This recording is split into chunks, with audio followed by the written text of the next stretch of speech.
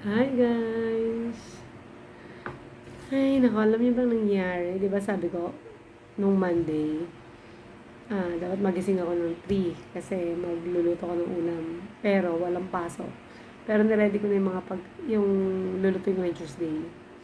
Pero hindi ko lang siya na-edit. So, yung Tuesday, Wednesday, Thursday, Friday na baon serye na ginawa ko. Hindi, uh,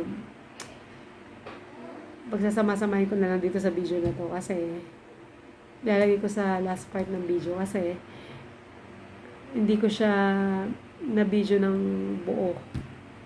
Pakonti-konti lang kasi nakakalimutan ko. Sobrang anto ko. Tapos, para magkaroon lang kayo ng idea kung ano yung mga pwedeng lutuin, baunin, ganyan, na madali. Tapos, hindi masisira, ganyan. Yun lang. Tapos, ang hirap mag-isip ng lulutuin. So, if meron kayong suggestion na pwede kong ipabaon, yan, comment down below. And please, subscribe guys. Para makagawa tayo ng maraming video talaga. So, yun. Yun lang.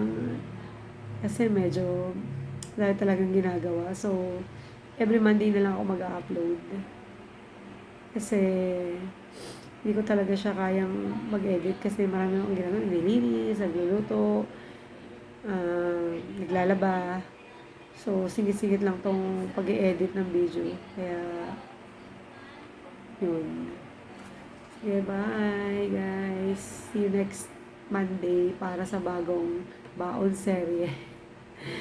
Pag may naisip akong bago na mga lulutuin.